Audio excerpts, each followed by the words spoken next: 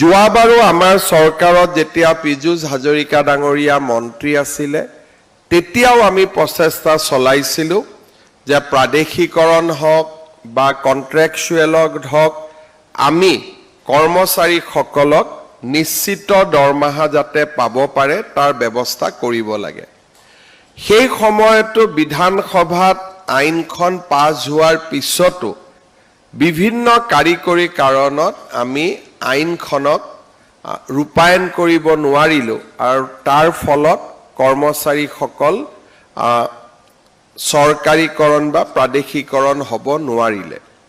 মই নিজে দেখিছিলোঁ যে মন্ত্ৰী অজন্তা নেওগ আৰু মন্ত্ৰী পীযুষ হাজৰিকাই সেই সময়ত বহুত প্ৰচেষ্টা কৰিছিল, ব্যক্তিগত প্ৰচেষ্টাও কৰিছিল আৰু গোটেই প্ৰক্ৰিয়া সম্পূৰ্ণ কৰাৰ পিছতো শেষ সময়ত ই থাকি গৈছিলে।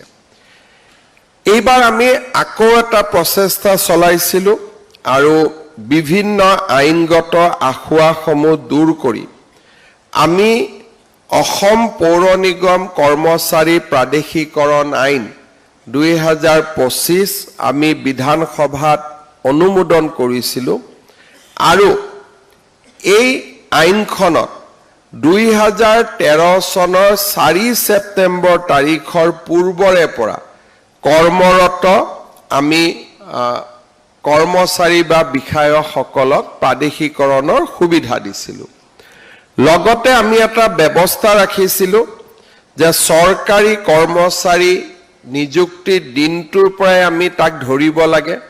ফলত বিত্তীয়ভাৱে কিছু কৰ্মচাৰী নিজকে ডিসএডভান্টেজিয়াছ বুলিও ভাবিব পাৰে ইনিচিয়েল পিৰিয়ডটোত।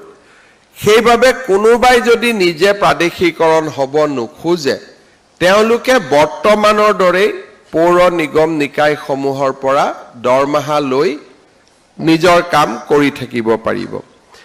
1044 গৰাকী কৰ্মচাৰী আমি প্ৰাদেশিকৰণত অনুমোদন জনাইছিলোঁ আৰু 634 গৰাকীয়ে এই প্ৰাদেশিকৰণৰ বাবে সন্মতি দিছিলে আৰু আজি আমি আপোনালোকক নিযুক্তি পত্ৰ দিবলৈ ইয়াত আজি আমি সমবেত হৈছোঁ। আমাৰ পৌৰ নিগম অসমত গঠন হোৱা প্ৰায় 50 ইয়াৰ্ছ হৈ গ'ল, 48 বছৰ 50 ইয়াৰ্ছ, তাতকৈও বেছি পৌৰ নিগমৰ আমাৰ পুৰণা পৌৰ নিগম আছে, নিকায় আছে। প্ৰথমবাৰৰ বাবে আপোনালোকে আজি চৰকাৰী কৰ্মচাৰী মৰ্যাদা লাভ কৰিব। আমাৰ চৰকাৰী কৰ্মচাৰী হ'লে কেইটামান নতুনকৈ আমি সুবিধা পাব পাৰোঁ, যিকেইটা সুবিধা আপোনালোকেও পাব। প্ৰথম, আমি নিয়মিত দৰমহা পাব পাৰিম, যিটো আমাৰ বাবে খুব ডাঙৰ এটা ৰিলিফ। কাৰণ নহ'লে আমি 16 finance commission, 15 finance commission, 6 finance commission, 5 finance কমিশ্যনৰ ডিভলিউশ্যনৰ টকা নহালৈকে আমি বহুতে দৰমহা নাপাওঁ। আৰু 2-3খন পৌৰ নিগম নিকায় বাদ দি নিজে দৰমহা দিব পৰা অৱস্থাটো তেওঁলোক নাথাকে।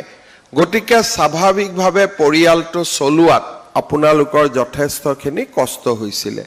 এতিয়া আমি মাহৰ 1 তাৰিখে যি ধৰণে আমি দৰমহা পাব লাগে আন কৰ্মচাৰীয়ে পায় তেনেকে আমি পাব পাৰিম।